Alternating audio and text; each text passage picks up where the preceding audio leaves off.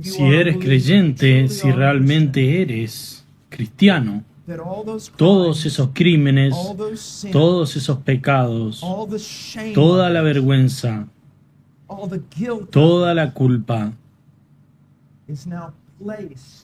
ahora recaen sobre él.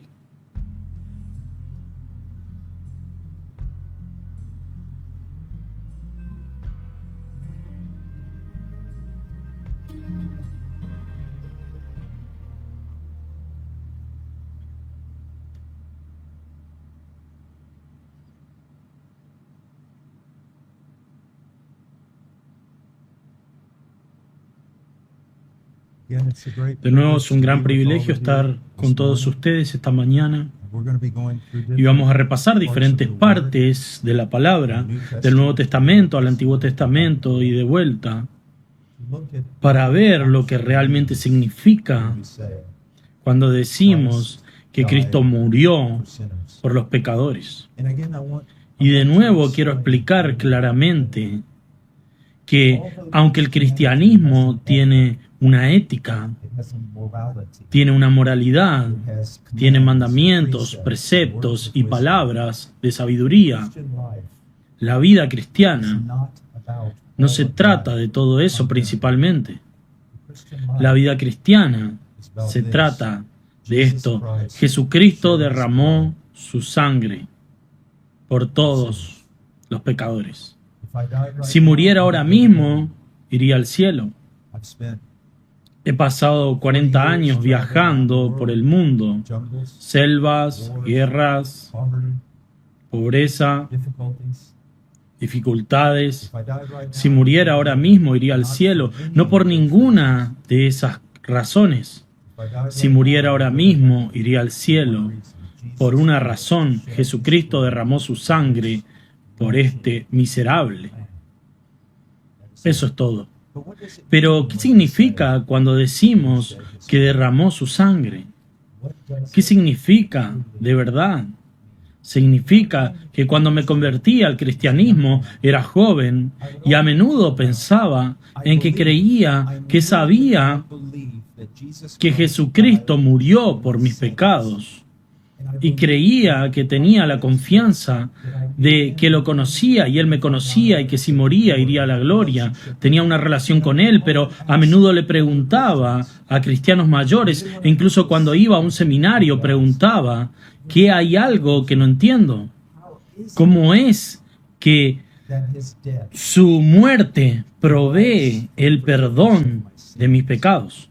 Porque cuando escuchaba a los predicadores predicar, hablaban de, ya sabes, las palizas de los romanos y los judíos, la burla, hablaban de lo que llamamos el doloroso camino a la cruz, cargando la cruz, hablaban de los clavos en sus manos, la lanza en su costado y la corona de espinas en su cabeza, y cómo se burlaron de él, incluso mientras estaba en el madero, y que luego murió, y yo decía, sí, pero ¿cómo eso quita mi pecado?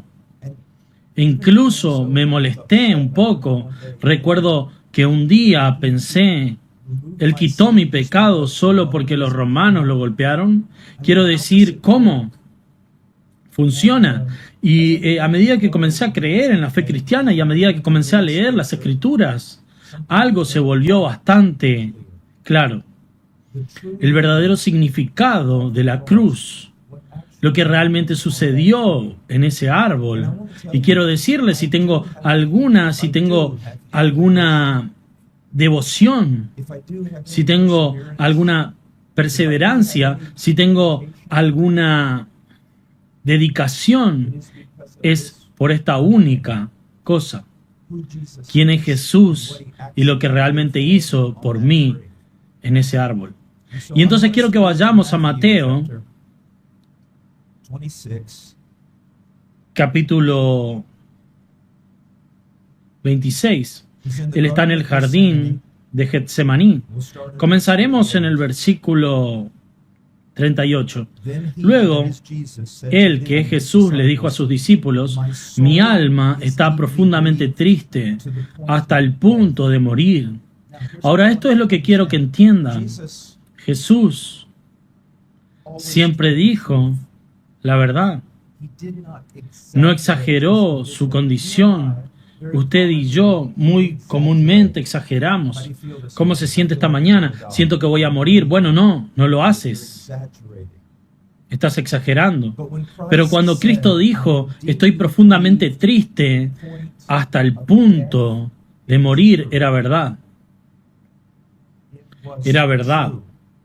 Y dice, quédense aquí y velen conmigo. Y fue más allá de ellos, se postró sobre su rostro y oró, diciendo, Padre mío, si es posible, pase de mí esta copa, pero no sea mi voluntad, sino la tuya. Esto no es desobediencia. No es falta de fe. Es Él siendo completamente confrontado. Ahora, se le ha dado a conocer exactamente lo que le costará redimir a un pueblo. Como saben, Jesús nació. Jesús era Dios en carne, pero la Biblia dice en Filipenses que nunca dejó de ser Dios, sino que dejó de lado los privilegios y el derecho de la deidad y caminó en esta tierra como un hombre sometido a su Padre. Sabemos por el libro de Lucas que creció en sabiduría y conocimiento, se sometió incluso a eso. Y ahora, en el jardín del Edén, en el jardín del Getsemaní, la plena comprensión de lo que se necesitará para redimirnos se presentará ante Él y lo sacude hasta la médula. Y luego va al versículo 42 y fue de nuevo una segunda vez y oró, Padre mío, si esto no puede pasar a menos que lo beba, hágase tu voluntad. Y luego, versículo 44, los dejó de nuevo y se fue y oró por tercera vez diciendo lo mismo una vez más. Ahora, escucho a predicadores predicar sobre esto y dicen que Jesús está al borde de la muerte.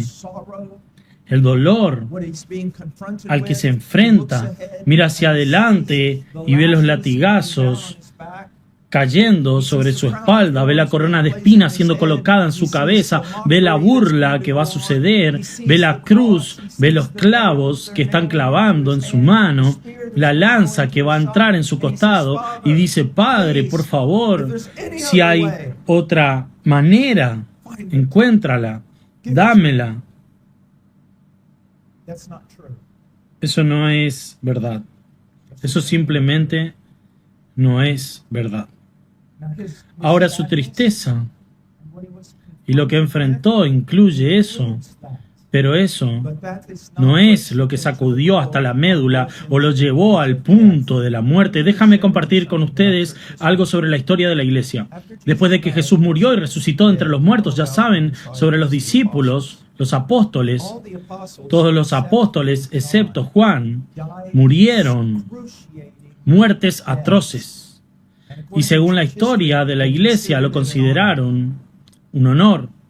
Entonces, durante los siguientes siglos, hasta hoy, pero en el Imperio Romano crucificaban los cristianos. No solo los crucificaban, sino que los cubren con brea o brea y les prenden fuego. Y dicen que es como farolas en Roma. Los entregan a las bestias salvajes y los hacen pedazos, mujeres y niños que se identifican con Cristo. Pero esto es lo que necesitas ver. Muchos de esos santos, muchos de esos cristianos que murieron mártires, fueron a la cruz, fueron golpeados y crucificados y les prendieron fuego. Pero la historia de la iglesia nos dice que fueron a esas cruces con alegría y cantando himnos, cantando como un gozo sufrir por Cristo. Entonces, ¿vas a decirme que el capitán de su salvación, su rey, está en un jardín encogido y diciendo, Padre, deja que esto pase de mí, no puedo soportarlo? Y aún así sus seguidores fueron a la cruz ¿De verdad crees que con lo que Cristo está tratando aquí son solo unos clavos y una cruz de madera y una lanza y burla? Bueno, son todas esas cosas y Él sufrió físicamente más que nadie, ha sufrido jamás. Pero ese no es el problema. Él dice, deja que esta copa pase de mí. ¿Qué hay en la copa? ¿Qué hay en la copa? Yo quiero que me acompañes solo un momento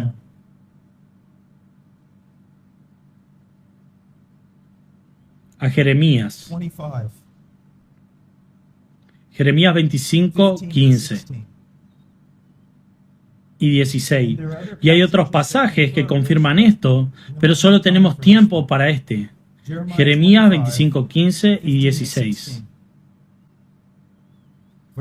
Porque así dice el Señor, el Dios de Israel, toma de mi mano esta copa del vino del furor y haz que todas las naciones a las cuales yo te envié lo beban y se tambaleen y enloquezcan a causa de la espada que yo enviaré entre ellos. Ve al versículo 27, les dirás así, dice el Señor de los ejércitos, el Dios de Israel, bebe, emborráchate, vomita, cae, y no te levantes más a causa de la espada que yo enviaré entre ustedes. Y será que si se niegan a tomar la copa de tu mano para beber, entonces les dirás, así dice el Señor de los ejércitos, ciertamente beberás lo que estaba en la copa, la ira de Dios Todopoderoso, el feroz y santo odio de Dios contra el mal, el feroz y santo odio de un Dios justo y amoroso, no solo contra el mal, sino tu mal, mi mal, y no solo contra nuestro mal, contra nosotros. ¿Alguna vez has escuchado que Dios odia al pecado y ama al pecador? Eso solo es verdad en parte. Y si alguien te dice eso, y eso es todo lo que te dicen, lo que te están diciendo es que no necesitas escuchar. Ve a los Salmos por un momento, Salmos capítulo 5.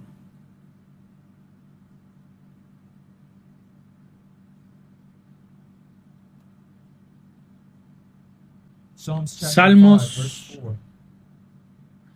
capítulo 5, versículo 4. Porque tú no eres un Dios que se complace en la maldad, ningún mal mora contigo. Los jactanciosos no estarán delante de tus ojos. Odias a todos los que hacen iniquidad. En algunas traducciones, odias a todos los que hacen lo malo. Dios no arroja el pecado al infierno. Arroja el pecado al infierno. Y si alguien viene a ti y dice, oh Dios, ama, odia el pecado y ama al pecador, eso es cierto, ¿verdad? Déjame mostrarte cómo funciona. Con una mano de misericordia, Dios llama al pecador. Ven, ven, ven, ven a mí. Con la otra mano de misericordia, Dios contiene su ira feroz contra el pecador. La contiene y mira al pecador y dice, ven, ven, ven. Pero tarde o temprano, en el juicio, Dios retira la invitación y baja su mano. Y no te queda nada más que ira. El odio santo de Dios contra el mal. Y dices, pero Dios es amor, Dios no puede odiar. Déjame hacerte una pregunta.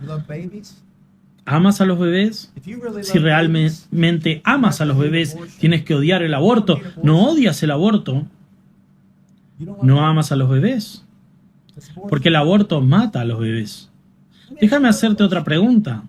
Solo piénsalo por un momento. ¿Qué pasaría si te acercaras a mí y me dijeras, hermano Paul, ¿Qué piensas sobre la esclavitud colonial al principio de este país? ¿Qué piensas sobre la esclavitud colonial? Y yo dije, bueno, sabes que no me molesta. ¿Qué pensarías de mí? ¿Qué pensarías de mí? ¿Pensarías que soy amoroso si no odiara la esclavitud? Podría decirte que no creo que la esclavitud fuera un problema, pero amo a la gente negra. ¿Eso funciona para ti? No funciona. Si amo a la gente negra, ¿qué odio la esclavitud? Si realmente amas lo que es justo y hermoso y puro y encantador, entonces debes ir en contra del opuesto, lo que destruye y mata y es malo y retorcido y pervertido. Dios odia al pecado de la misma manera que no puedo describirte el amor de Dios por la justicia, ni siquiera puedo comenzar a sonar profundidades del odio de Dios por el mal. Y aunque Dios ama a los hombres que ha creado y los llama ahora mismo, vengan, por favor, vengan. Y Él contiene su ira. Un día se retractará de ambos y no quedará nada para ti, sino será absorbido por la ira de Dios. Y la religión de la cárcel no te va a salvar. El arrepentimiento y la fe sincera en Jesucristo te va a salvar. ¿Te das cuenta de que la mayoría de los cristianos profesantes que no están en prisión, en la iglesia, no son convertidos? ¿Te das cuenta de que cuando dicen, saben que Estados Unidos es un 25%, un 40% cristiano? Si eso fuera cierto, no habríamos matado a 70 millones de bebés. Y solo para que lo sepas, la gran mayoría de ellos, negros.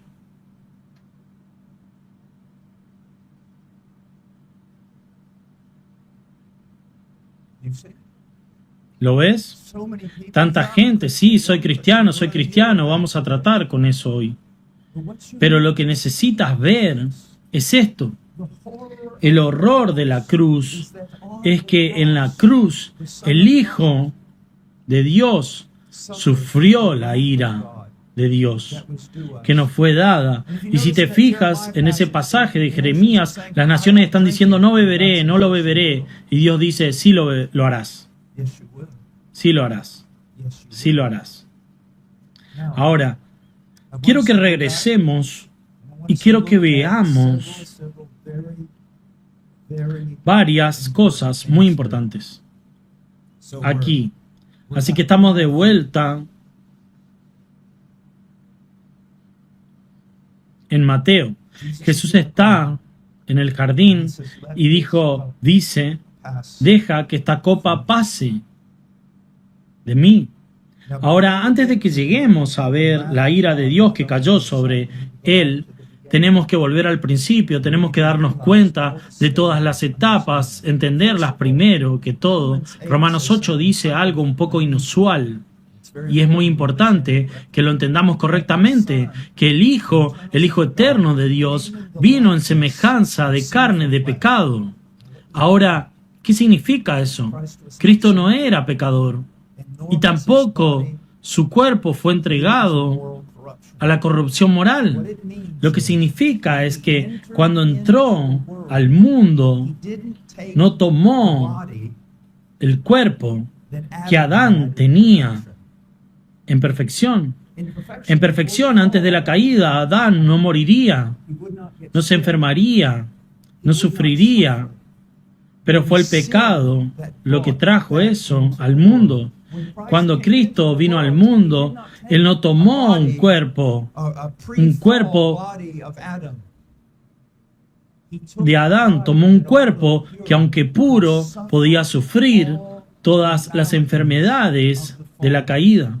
Podía sentir hambre, Él podía sentir sed, podía sentir dolor, podía sufrir. Y entonces hay un sentido en el cual desde el momento de su nacimiento comenzó a sufrir. ¿Puedes imaginarte que este es el Hijo eterno de Dios? Incluso en el momento después de su nacimiento, que lo practicaron a la circuncisión cuando era un niño y había sangre y lloró de dolor. Y luego en la Biblia se le conoce como el varón de dolores. Cuando los líderes judíos lo miraban, dijeron, aún no tiene 50 años, solo tenía 30 años. ¿Por qué dijeron, aún no tiene 50 años? Muchos creen que es porque vivir una vida de dolor le pesaba. La Biblia dice que David era un hombre de guerra, lo que significa que toda su vida estuvo caracterizada por la guerra. La Biblia dice que Jesús era un varón de dolores, toda su vida estuvo marcada por el dolor. Ahora quiero que imagines algo. ¿Sabes? ¿Has escuchado la historia en el Antiguo Testamento sobre Lot? Bueno, cuando llegamos a las epístolas, descubrimos que dice que Lot fue justo debido a Sodoma. El pecado de Sodoma simplemente lo derribó, lo pulverizó, literalmente fue deshecho por la maldad que lo rodeaba. Y eso es Lot. Y Lot era un pecador como nosotros, y sin embargo la maldad de Sodoma casi lo mató. Ahora imagina a este Jesucristo, el Hijo de Dios. Él no es como tú y yo. Absolutamente puro. Que alguien dijera una mentira piadosa sería como que alguien apuñalara a un niño delante de Dios. Estamos hablando de aquel que es santo, santo, santo, y ahora camina en un mundo lleno de hombres como nosotros. ¿Alguna vez has hecho algo? Estoy seguro de que sí. Espero que sí. Has hecho algo que ahora, cuando lo recuerdas, literalmente casi te rompe. ¿Cómo puedo haber hecho eso? ¿Alguna vez has visto algo que alguien más hizo, o tal vez los gobiernos hicieron, o guerras y cosas, y dices, oh, eso es repulsivo?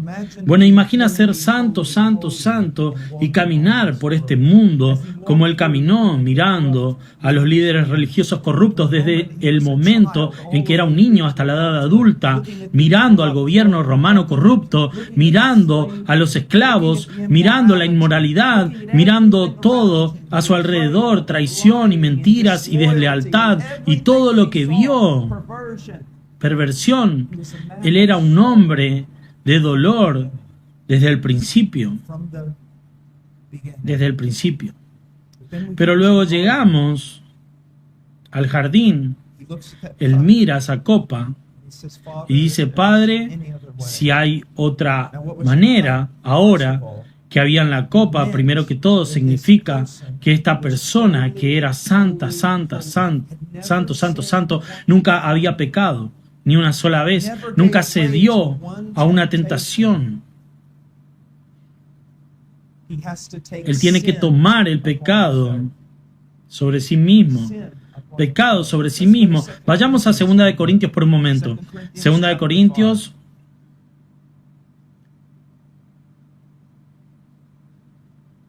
En el capítulo 5, versículo 21.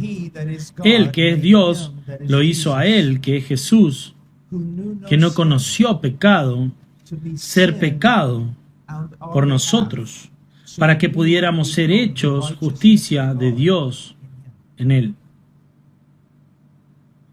Primero que todo, lo hizo a él que no conoció pecado. La palabra aquí, cuando la tomamos, está en griego, pero cuando tomamos la idea hebrea, porque Pablo es judío, él está extrayendo del Antiguo Testamento. Él nunca tuvo ninguna fuente de una relación íntima con él. Pecado. Él y el pecado estaban tan alejados uno del otro como el este lo está del oeste.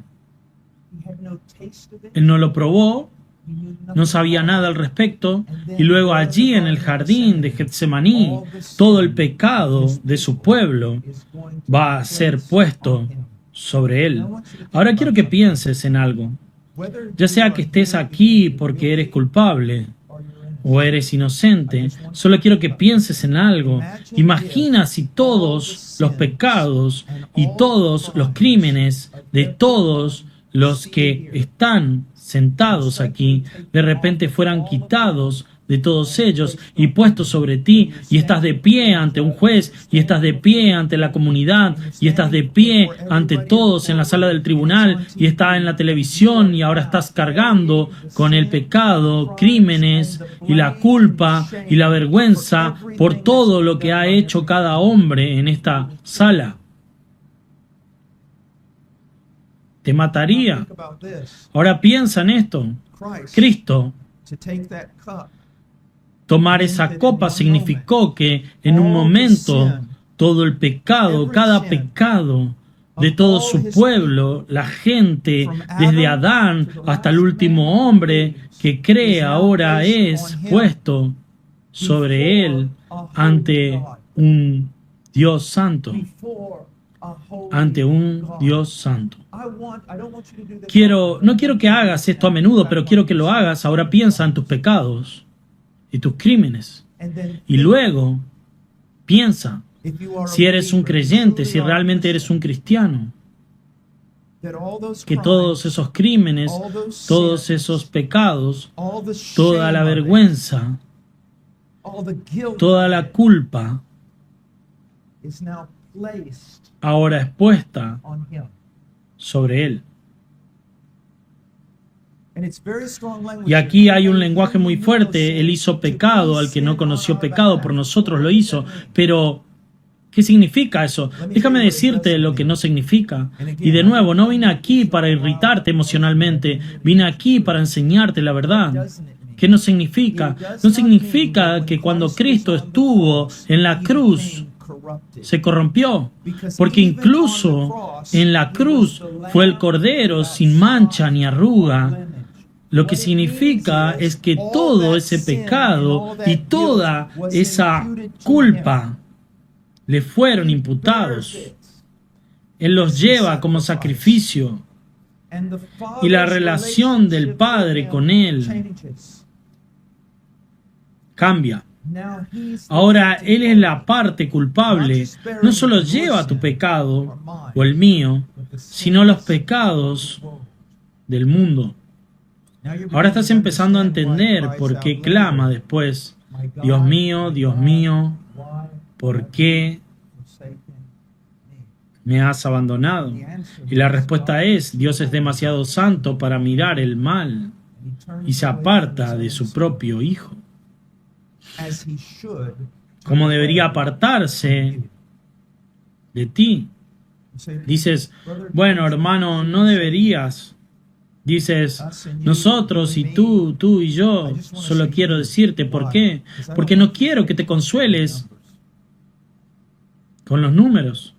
Dios debería volverse lejos de todos y cada uno de ustedes, así como de mí, y nos abandonó por toda la eternidad. Pero para evitar que su Hijo tomara nuestro lugar, Él fue hecho pecado. Ahora si vas a Isaías, rápidamente, Isaías 53, dice en el versículo 6, todos nosotros como ovejas nos descarriamos, cada cual se apartó por su camino, pero el Señor hizo caer sobre Él la iniquidad de todos nosotros, el peso de todo, el pecado del mundo. En un momento allí en Getsemaní cae sobre Él. Él dice: Señor, deja que esta copa pase de mí, pero si no puede pasar de mí, entonces hágase tu voluntad. Él aceptó lo que tenía que hacer, y en ese momento cuando dijo sí, mirando toda la fuerza de todo lo que tendría que sufrir, Él dijo: sí, por ti todo el pecado del mundo cayó sobre mí, sobre Él. Y luego, ¿qué más le pasó? Bueno, vayamos conmigo por un momento a Gálatas, el capítulo 3. El capítulo 3, versículo 13. O versículo 10, porque todos los que son de las obras de la ley están bajo maldición, porque escrito está, maldito es todo aquel que no permanece en todas las cosas escritas en el libro de la ley para hacerlas. ¿Qué significa estar bajo una maldición? He estudiado mucho esto, y aquí solo tengo que decirles que el lenguaje humano falla. ¿Qué significa ser una maldición? Bueno, primero que todo debemos entender que cada uno de nosotros, debido a nuestro pecado, estábamos en ese estado de ser maldecidos. Y si hubiéramos muerto en ese estado, es una separación eterna e irrevocable de la bondad de Dios. Déjame decirlo de esta manera. Usé esta ilustración el primer día, pero lo voy a usar de nuevo. ¿Qué significa estar bajo una maldición? Significa que eres considerado tan malvado y una abominación ante un Dios santo y un cielo santo, que lo último que oirás, escúchame, lo último que oirás cuando des tu primer paso hacia el infierno es que oirás detrás de ti a toda la creación aplaudiendo y adorando a Dios porque ha librado la tierra de ti. Eso es lo que significa. Ve con tu padre, el diablo. Eso es lo que significa. Estar bajo una maldición irrevocable, expulsando. Pero ahora mira el versículo 13. Cristo nos redimió de la maldición de la ley, hecho por nosotros maldición. Una vez yo estaba enseñando en esta universidad y después de terminar este reportero se me acercó y estaba furioso. Oh, estaba tan enojado y solo gritaba: ¿por qué dices estas cosas sobre nuestro pecado y que estamos malditos? ¿Y por qué haces todo esto? Y le dije: porque quiero que ames a Dios. Y él dice: ¿qué tiene esto que ver con que amemos a Dios? Dije que amaba mucho porque fue perdonado mucho y sabía cuánto fue perdonado porque alguien le dijo quién era. ¿Por qué? He pasado toda mi vida predicando sobre una cosa, la cruz, porque sé que era un pecador vomitivo, sé que estaba bajo la maldición, me miré al espejo y lo vi, y sé que no tenía esperanza, y sé que la única manera en que podría ser salvo es si Él quitara mi sucio, miserable y pervertido pecado de mí, y que tomara la maldición en mi nombre. Por eso lo amo.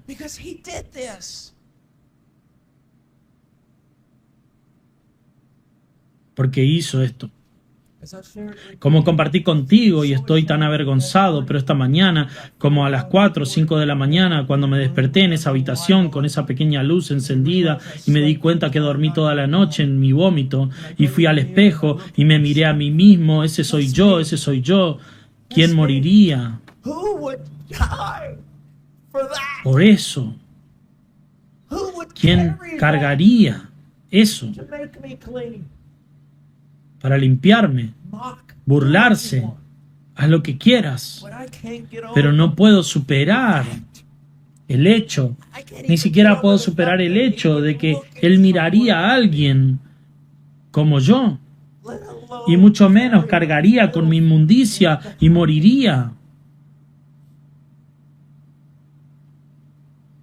Quiero decir, ¿dónde más se supone que alguien como yo, tú, debe ir, que pueda limpiarnos?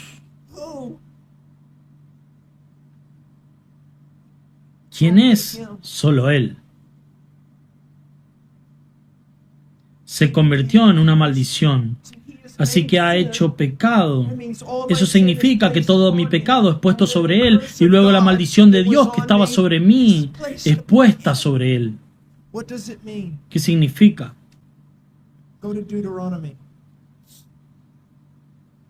Ir a Deuteronomio. En Deuteronomio, en la renovación del pacto, en Moab, el pueblo está dividido y tiene que pararse a un lado del monte Gasim y pronunciar todas las bendiciones sobre el hombre obediente. Luego los otros están en el monte de Al y gritan todas las maldiciones que caerán sobre el hombre desobediente. Y todas esas maldiciones nacieron en nosotros, estaban en nosotros. Cuando Cristo se convirtió en maldito ante Dios, ¿qué significa? Mira en Deuteronomio 27. Maldito es el hombre. Versículo 15. Maldito es el hombre que hace un ídolo o una imagen fundida, una abominación para el Señor. Fue maldecido como idólatra.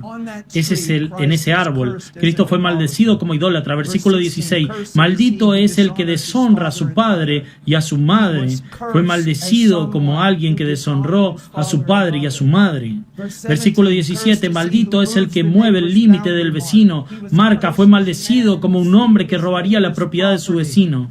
Versículo 18. Fue maldecido como alguien que engañaría a un ciego en el camino. Versículo 19. Fue maldecido como alguien que distorsionaría la justicia, a ser un extranjero, un huérfano y una viuda. Versículo 20 al 21, al 22, al 23. Es maldecido como un pervertido moral.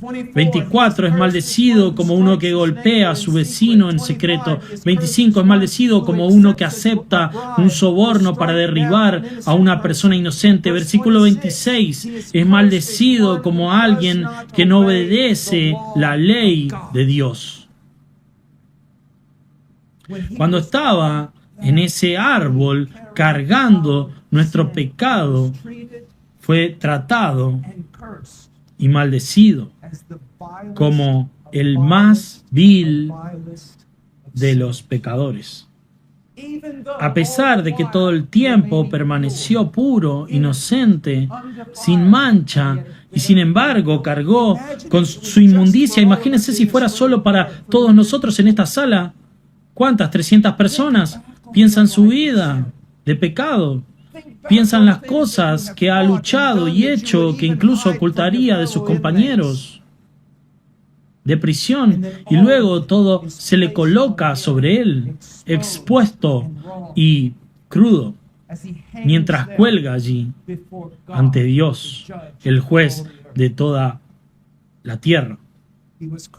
Fue maldecido, estaba cargando con el pecado y sufrió la ira de Dios Todopoderoso. Hay algo inusual que sucede en la cruz después de 3 horas. Las primeras 3 horas parece haber luz de día, porque todavía es de mañana, y vemos toda la burla y la burla y la burla y la gente gritando y burlándose de él, Satanás detrás de todas sus voces desafiándolo, tentándolo a bajar de la cruz para probarse a sí mismo, al igual que en el desierto, en la tentación del desierto. Pero luego, después de 3, dice que está oscuro. Personalmente creo que fue como la oscuridad que cayó sobre Egipto.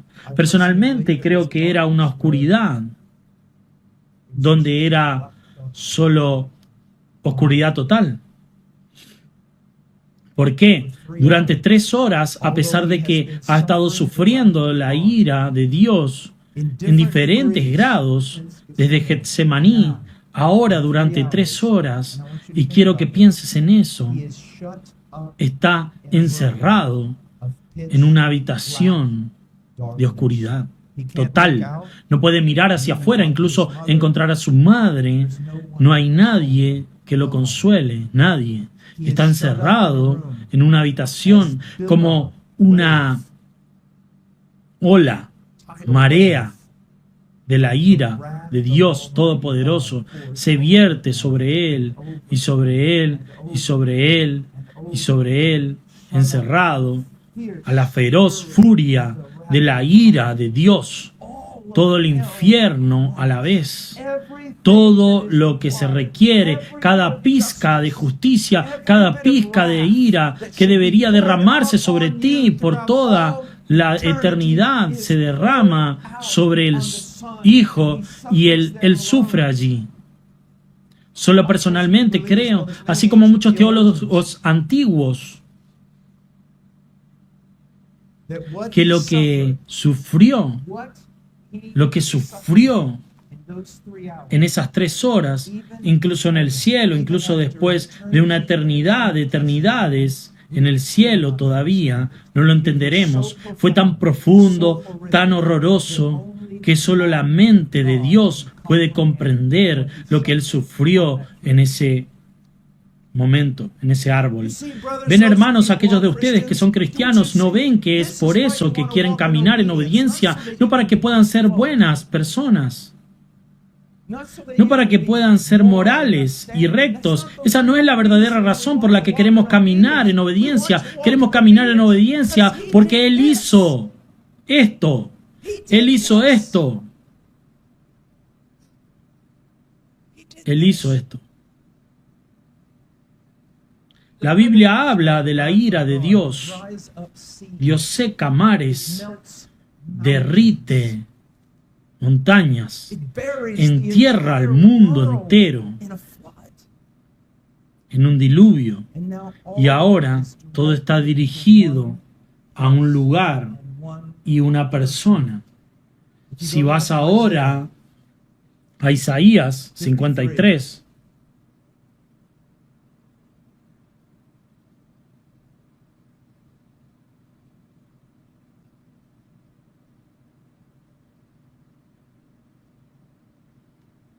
ahora, antes de que yo me quede allí en Isaías 53, pero voy a leer el Salmo 69, solo escucha: sálvame, oh Dios, porque las aguas han amenazado mi vida. Me he hundido en cieno profundo y no hay punto de apoyo. He llegado a aguas profundas y un diluvio me desborda. Estoy cansado de mí, llorando. Mi garganta está reseca, mis ojos desfallecen mientras espero a mi Salvador, a mi Dios. Creo que esto es en sí mismo también una descripción de Cristo encerrado en una habitación mientras ola tras ola de la ira de Dios lo envuelve. Ahora, si miras Isaías 53:4, ciertamente Él llevó nuestras enfermedades y cargó con nuestros dolores. Sin embargo, nosotros mismos lo tuvimos por azotado, herido de Dios y afligido. Mira en el versículo 10. Pero al Señor le agradó quebrantarlo, sometiéndolo a sufrimiento. ¿Qué significa que Dios se deleitó en quebrantar a su propio Hijo? No, eso no es lo que significa.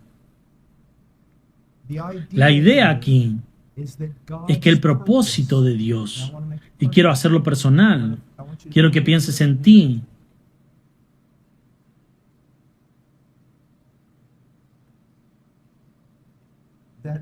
que al ser el Hijo de Dios aplastado por el feroz y santo odio de Dios, se cumplió el propósito de Dios de salvarte.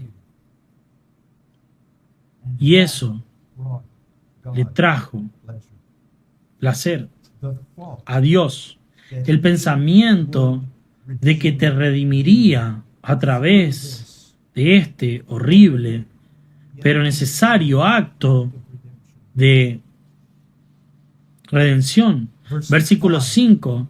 Pero Él fue traspasado por nuestras transgresiones, fue molido por nuestras iniquidades, y el castigo por nuestro bienestar cayeron sobre Él. Y esto agradó a Dios, salvarnos. Esto agradó a Dios salvarnos.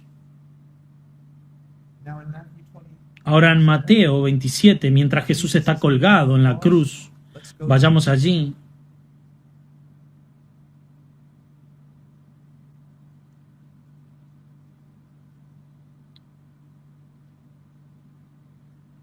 Versículo 45. Ahora desde la hora sexta cayeron tinieblas sobre toda la tierra hasta la hora novena, y alrededor de la hora novena Jesús clamó a gran voz: Elí, Elí, lama sabactani. Este es mi Dios, ¿por qué me has desamparado? Recuerda cuando hablé sobre un juicio, el juicio del gran trono blanco, y dijo con respecto al antiguo cielo y a la antigua tierra y todo lo que es parte de ella, ya no se encontró lugar para ellos. Es una de las declaraciones más aterradoras de toda la Biblia. Ahora, esto es lo que quiero que entiendas. ¿Alguna vez has escuchado a los predicadores decir que este cielo es el cielo porque Dios está allí, y este es el infierno porque Dios no está allí? Bueno, eso no es cierto. No es verdad. Supongo que se ve bien en un cartel, pero no es bíblico. El cielo es el cielo porque Dios está allí, en la plenitud de su belleza, su bondad, su alegría, su poder. El infierno es el infierno porque Dios está allí, en la plenitud de su ira. Recuerda lo que dije: todo pecado será castigado, y todos los pecadores serán castigados. El pecado y el pecador pueden ser castigados en el Calvario, o el pecado y el pecador pueden ser castigados por toda la eternidad en el infierno. La visión que mucha gente tiene del Éxodo, ya sabes, se basa en los 10 mandamientos. Ya sabes, Moisés y todo eso, la visión de la mayoría de la gente, que la mayoría de la gente tiene del infierno, bueno, está fundada en cosas como el infierno de Dante y las películas de Hollywood. Satanás no es el rey del infierno. Satanás es un prisionero en el infierno. El infierno es tan horrible que en cierto sentido tenemos poca descripción de él en las Escrituras. Pero sabemos lo suficiente para saber que es real. Y si entendemos el resto de Dios correctamente, eso es todo lo que necesitamos saber. Dices, ¿crees en un fuego literal en el infierno? Creo que es peor que eso. Porque los ángeles caminan a través del fuego. No les molesta, pero en el infierno los ángeles caídos sufrirán. Hermano Paul, si tuvieras que decir que es el infierno, bueno, primero que todo, cree todo lo que la Biblia dice al respecto, tómalo tan literal como sea posible, pero aquí hay algo en lo que quiero que piensen, en Romanos 1, y ahí es donde Estados Unidos está ahora mismo. Romanos 1, hay algo llamado reprobación. Es un cambio. Entonces, cuando leen Romanos 1, ¿qué ven? Dios comienza a señalar la perversión moral entre mujeres, la perversión moral entre hombres, y luego continúa describiendo a la sociedad como llena de pecado, rebelión, violencia y odio. A veces la gente predica ese pasaje equivocadamente. Dicen que cuando ven esas cosas, Dios va a juzgar a la nación. Eso no es lo que dice. Dice que cuando ves esas cosas, particularmente la perversión moral, cuando ven esas cosas, cuando ven una sociedad entregada a eso y a promoverlo, no es que Dios vaya a juzgar a la nación, es que ya lo ha hecho, se acabó. Nabucodonosor, tan malvado como era, todavía está restringido. Mussolini, Stanley, tan malvados como eran, todavía estaban restringidos. Cuando vemos sociedades que no son más que oscuridad, grotesca, perversión y violencia aquí en la tierra, todavía están restringidos, pero en el infierno no hay moderación. Estás completa y totalmente entregado a tu propia maldad. En Perú teníamos lugares donde la gente fumaba pasta, fumaba smoke crack, creo que así lo llaman en inglés, y se llamaba agujeros, y literalmente a veces eran agujeros en la tierra. Y entrabas allí y la gente ni siquiera parecía humana. Y sufrían como no lo podrías creer, comiendo gusanos y sucio y simplemente horrible, casi convirtiéndose en monstruos. Pero si intentabas quitarle la pipa, te arrancaban el brazo. ¿Lo has visto? En el infierno, los hombres están tan entregados a su maldad que ni siquiera pueden soportar el más pequeño rayo de luz. Creo que están entregados a tal maldad y odio hacia Dios y odio hacia los demás, que si Dios mismo bajara a las puertas del infierno y las abriera de par en par y dijera: todos pueden salir, solo tienen que arrodillarse ante mí, todos en el infierno correrían a la puerta lo más rápido que pudieran y le cerrarían la puerta en la cara a Dios y dirían: preferimos pudrirnos en el infierno. ¿Por qué? Porque el infierno es para siempre. Porque nadie en el infierno se arrepiente. Porque el pecado contra Dios es un crimen infinito contra una persona infinitamente digna y merece un juicio infinito.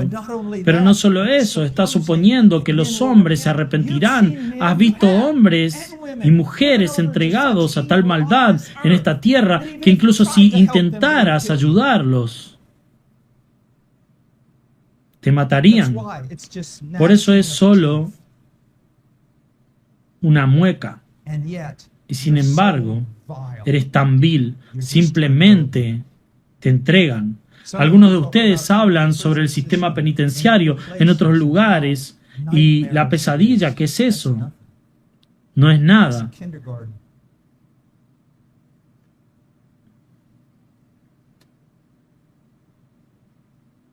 Eso es un jardín de infantes y no hay amigos en el infierno. No hay unión, amistad, amabilidad, lealtad. No, todas esas cosas vienen de Dios. Y decidiste que no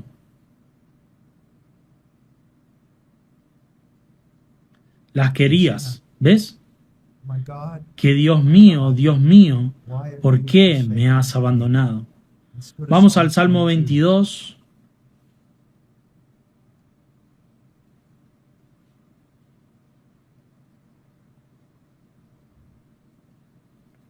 En la cruz, Jesús dijo: Dios mío, ¿por qué me has abandonado? Estaba citando el Salmo 22, versículo 1. Dios mío, ¿por qué me has abandonado? Lejos de mi liberación son las palabras de mi gimiendo. Esta es su pregunta y su queja. Oh Dios mío, clamo de día, pero tú no respondes, pero noche y noche, pero no tengo descanso. ¿Por qué? Me dejas aquí, bajo tu ira, sin ver tu rostro, sin bondad, sin comunión. Y luego da la respuesta: eres santo, oh tú que estás entronizado sobre alabanzas de Israel. Me has abandonado porque eres santo. Y luego regresa y dice: pero nuestros padres, Abraham, Moisés, Noé, tantos, David, nuestros padres, confiaron en ti y tú los libraste, clamaron y fueron librados y supieron que confiaron y nunca fueron decepcionados. Estos hombres eran pecadores y sin embargo cuando clamaron a ti, les respondiste. Pero yo clamo a ti, tu propio hijo, clamo a ti en esta oscuridad y no tengo nada más que ira y escondes tu rostro de mí. ¿Por qué? El versículo 6 da la respuesta: pero soy un gusano y no un hombre, un oprobio de los hombres y despreciado, pero por toda la gente. El que no conoció pecado se convirtió en pecado por nosotros. se convirtió en pecado, se convirtió en la maldición que Dios tomó, le quitó su presencia favorable y Dios derramó su ira sobre él. Pero luego, en ese árbol, cuando hubo pagado el último pecado, gritó: consumado está. Mencioné esto ayer, pero quiero explicarlo un poco más claramente. Digamos que cometiste un crimen terrible y te sentencian a cadena perpetua. Y luego, 2 semanas después, alguna autoridad te perdona. Dices, bueno, eso sería maravilloso. Bueno, si miras los estudios de personas que han sido perdonadas, no les fue bien. Algunos se suicidan. ¿Por qué? Su conciencia. ¿Por qué? Su crimen no ha sido pagado. Sí se libraron, pero su conciencia no ha pagado por lo que hicieron. Son perdonados, pero su pecado, su crimen no ha sido perdonado. La justicia no ha sido satisfecha, así que no es con él cristiano. No solo eres perdonado, has pagado. Así que déjame darte una ilustración. Imagina que le debes mucho dinero a alguien y esta persona es violenta, esta persona te matará, esta persona hará de tu vida una experiencia horrible. Y sabes que le debes y sabes que no puedes pagar, llamémosle justicia. Y él está caminando por las calles y te está buscando, y si te encuentra y tienes que vivir toda tu vida esquivándolo, siempre mirando a tus espaldas, preguntándote si viene, me va a buscar, si me va a buscar, no puedes ir a ciertos lugares a ciertas horas porque tienes miedo de que esté allí, si lo ves tienes que esconderte y correr inmediatamente. Ese es el pecador en su relación con la justicia de Dios. Y si la justicia lo atrapa, se acabó. Va a tener que pagar el último rastro. No importa cuánto tiempo vaya a tomar o cuánto tiempo tenga que sufrir. Pero ahora imagine que eres esa persona y te estás escondiendo y siempre estás temblando y siempre eres tu conciencia. Nunca puedes descansar, nunca puedes dormir. Pero entonces un día alguien interviene y van a la justicia y dicen: ¿qué te debe? Bueno, yo sería feliz si pudiera obtener el no. ¿Qué te debe? 100%. ¿Qué te debe? Él me debe esto. Y el hombre va pagando en su totalidad. Pagado y completo. Ahora tratas a este hombre, de ahora en adelante, trátalo como si te hubiera pagado en su totalidad. Así que ahora estás caminando por la calle, vas a donde quieras, ves a la justicia viniendo hacia ti y adivina qué, estás sonriendo. Hey amigo, ¿cómo estás? Hey amigo, quiero ir a tomar un café. ¿Por qué estás satisfecho? Ha pagado en su totalidad. ¿No ves que eso es lo que hizo Cristo? Por eso no nos escondemos de Dios. Todos ustedes que están fuera de Cristo, si incluso escuchas la palabra, Dios, deberías esconderte debajo de la cama. Pero si estás en Cristo, la justicia de Dios está total y completamente satisfecha. Y la justicia de Dios te sonríe. Y la justicia de Dios es tu amiga. Todo porque Cristo hizo lo que hizo y murió. La paga del pecado es muerte. Cristo murió por los pecadores. Pero una de las cosas que después de que me convertí al cristianismo me repugnaba un poco. Murió en una cruz, pero no está en una cruz. No está en una cruz. Lo bajaron,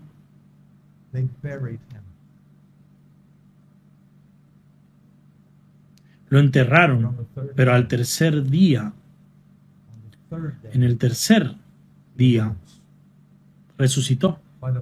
Por el poder del Padre, por el poder del Espíritu y por su propia autoridad y poder, resucitó. Ahora, necesito que se pongan a pensar. Vayamos a Romanos, capítulo 4.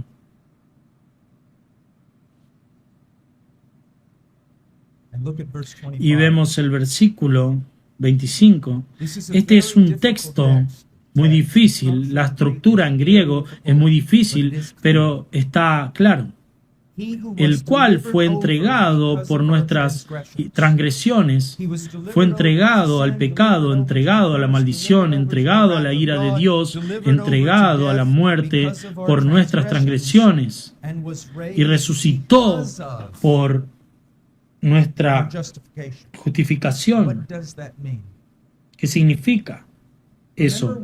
¿Recuerdan cuando les conté anoche sobre el dilema divino, que el gran problema a lo largo de toda la historia es cómo puede Dios ser misericordioso con el pecador sin violar su justicia?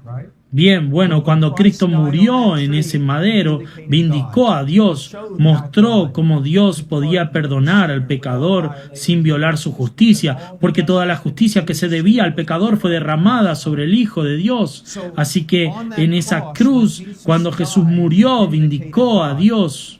Pero al tercer día, cuando Dios resucitó a su Hijo de entre los muertos, vindicó a su Hijo. Al resucitar a su Hijo de entre los muertos, Él te está diciendo esto a ti, el creyente. El hecho de que yo haya resucitado a mi Hijo de entre los muertos es evidencia para ti, hijo, de que lo que Él hizo en ese árbol es suficiente y todos tus crímenes están pagados por el pasado, el presente y el futuro, porque si Él no hubiera logrado eso, yo no lo habría resucitado entre los muertos, pero Él lo logró y yo lo resucité de entre los muertos, y puedes tomar eso como mi garantía de que estoy satisfecho.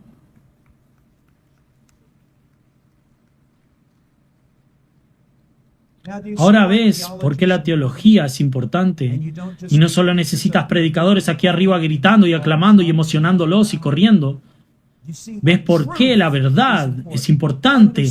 Entendiendo lo que dice el texto. Entendiendo lo que dice el texto. Ahora vayamos a la última parte, porque no puedo dejar esto fuera. Vayamos a los Salmos.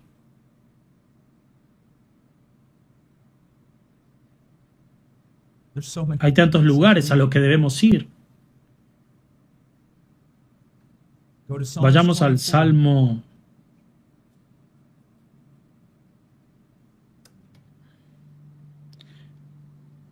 Al Salmo 24, nuevamente, versículo 3. ¿Quién puede ascender al monte santo del Señor y quién puede estar de pie? ¿Quién puede ascender al monte del Señor y quién puede estar de pie en su lugar santo? ¿Quién puede ir al cielo? ¿Qué hombre puede ir al cielo? El que tiene las manos limpias y un corazón puro. ¿Algunos de ustedes califica? No. Él no elevó su alma a la falsedad. Él no juró engañosamente. ¿Algunos de ustedes califica? No. No hay nadie. Ninguno. Ningún hombre. ¿Recuerda a Juan, el libro de Apocalipsis? Esto es algo así. Él miró y no había nadie digno de abrir el libro. Y lloró. ¿Y luego qué? Aquí viene mi héroe, mi rey, mi hermano mayor. Así que miren a nuestro alrededor, todos nosotros, a toda la raza humana que puede ascender, y ninguno de nosotros, no hay nadie, no hay esperanza. Y luego, de la tumba,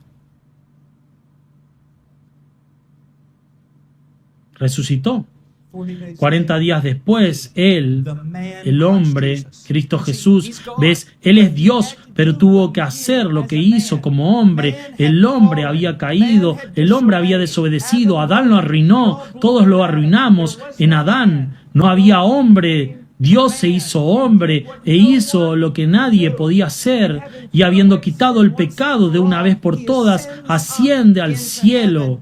El hombre, Cristo Jesús, sí, completamente Dios, pero Él está haciendo esto por nosotros como nuestro hermano, carne de nuestra carne, hueso de nuestro hueso, y Él viene a las puertas del cielo. Las puertas cerradas del cielo, como dice Jericó, Jericó estaba fuertemente cerrada y nadie salía ni entraba. Cristo llega a las grandes puertas del cielo como un hombre nuestro hermano. Y en el versículo 7, alza su voz y grita a las puertas y dice: alzad vuestras cabezas, oh puertas, y alzaos puertas antiguas para que entre el Rey de la gloria. Y de repente, en el versículo 8, entendemos que todo el cielo corre al muro y mira, y dicen básicamente esto: ¿quién es el Rey de la gloria? Dicen: ¿quién es este hombre? ¿Qué es esto? Estamos escuchando la voz de un hombre ordenando que se abran las mismas puertas del cielo. ¿Quién es este? ¿Qué hombre ha ascendido para oír? ¿Qué hombre se atreve a poner su mano en el pestillo de estas puertas? ¿Quién eres tú?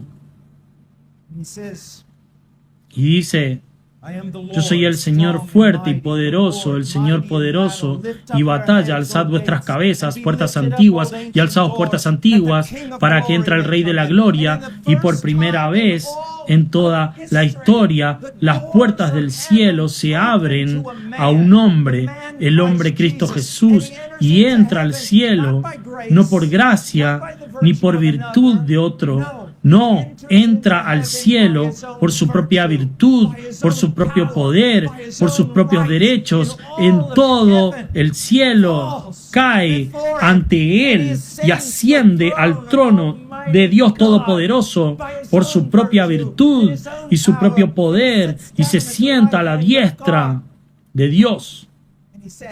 Y dice: está consumado. Y el Padre dice: Hijo, está consumado en verdad.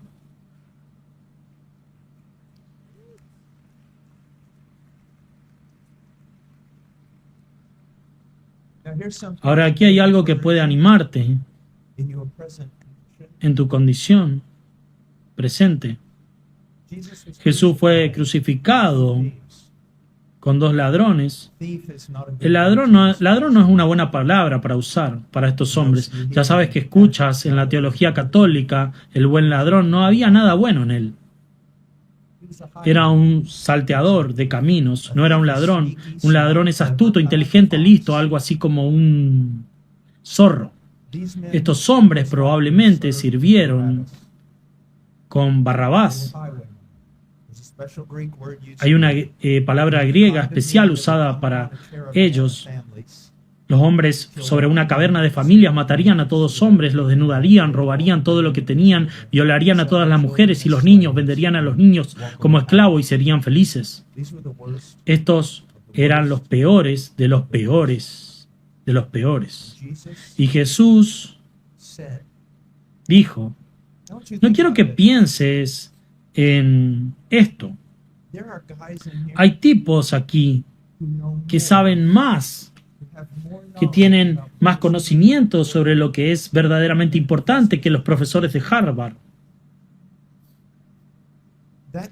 Ese ladrón, todos, nadie entiende por qué Cristo está muriendo. Nadie, los rabinos, los teólogos, ni siquiera los discípulos, nadie. Y en un momento, en la soberanía de Dios, Dios abre el corazón de ese ladrón, esa persona vil y malvada. Abre su corazón, abre su mente, y en ese momento supo más sobre Dios y más sobre la historia redentora y más sobre la persona que estaba muriendo a su lado que cualquier otra persona en el planeta. Y dijo: recuérdame.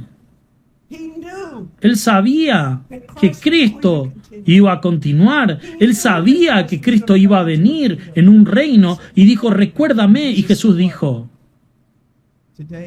hoy estarás conmigo en el paraíso. Así que quiero que pienses en esto. Recuerda esas puertas que se abren a la voz de nuestro Rey. Y todo el cielo, ángeles, arcángeles, principados, potestades, poderes, dominios, Abraham, David, todos los grandes santos del Antiguo Testamento están mirando. Allí está. Allí está. El momento más grande en la historia redentora. Él está aquí. Él es uno. Y luego Spurgeon dice esto. Y luego sus ojos se giran y dicen, ¿quién es? ¿Quién es este? El hombre que está de pie junto a él, a quien se le ha dado el mayor honor de acompañar a nuestro Rey a través de las puertas del cielo. ¿Es Abraham? No. ¿Es David? No. Es uno de los grandes mártires. ¿Quién es? Es ese miserable ladrón que ya no es miserable. Muchos teólogos han dicho que acompañó a Jesús como una señal para los peores pecadores de su futuro honor. Si tan solo creen, ¿esto no es un estímulo? Había una historia.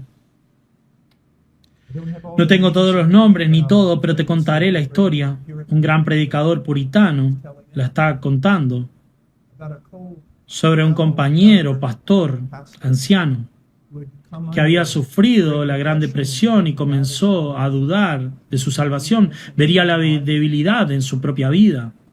Dijo que tuvo un sueño y que estaba en las puertas del cielo. Y temeroso, estaba a un lado, no pudo entrar. Y dijo que de repente sonaron las trompetas y vio esta masa de gente gloriosa. Eran los patriarcas del Antiguo Testamento y estaban marchando por las puertas del cielo y se dijo a sí mismo, no puedo entrar con ellos. Y luego, después de ellos, vienen todos los profetas. El rey David, las trompetas están sonando aún más fuerte, hay aún más gloria, y él mira y dice, no puedo ir con ellos. Y luego ve a los apóstoles entrando y las trompetas sonando aún más fuerte y la gloria es aún mayor, los apóstoles y los mártires, y él dice, no puedo ir con ellos. Pero luego hay silencio y las trompetas suenan extremadamente grande y hay una gloria magnífica. Y aquí viene Rahab, Manasés y todos los grandes pecadores del Antiguo Testamento que se habían arrepentido y creído. Y él dijo, puedo entrar con ellos. Puedo entrar con ellos. Oh, mi querido amigo, si eres un hermano en Cristo, mira a Cristo. Mira a Cristo, vive para Él. Por lo que Él hizo, vive para Él. Si estás fuera de Cristo, ya no permanezca fuera, confía en Él. Dices, he sido bautizado. Y yo digo, no me importa, no me importa. El infierno se llenará de gente bautizada. Si me acercara a ti ahora mismo y te dijera, explícame tu esperanza para el cielo, dime que Jesús, compartiste conmigo tu conversión, comparte conmigo el fruto de tu conversión, cómo estás viviendo ahora, qué te pasó realmente. Eso es lo más importante. No solo que te mojaste o alguna autoridad religiosa que no sabe lo suficiente te dice que eres salvo porque repetiste alguna oración. No. Eres salvo y eso es lo que vamos a tratar la próxima sesión. porque te has arrepentido de tu pecado y has creído en Cristo y estás aprendiendo a apreciar, amar y confiar en Cristo. Oremos.